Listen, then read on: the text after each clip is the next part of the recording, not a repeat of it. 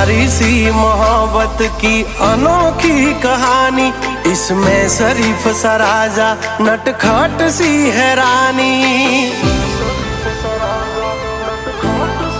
हाँ मारा लाडना लडावेला हवे जट मोटा थावो, कुंवर माथी अमने हवे कुमार बनावो।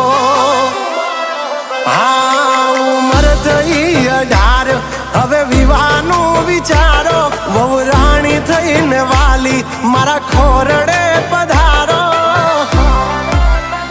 हो आ पागलनी बनो हवे पगली मन जीवती वाली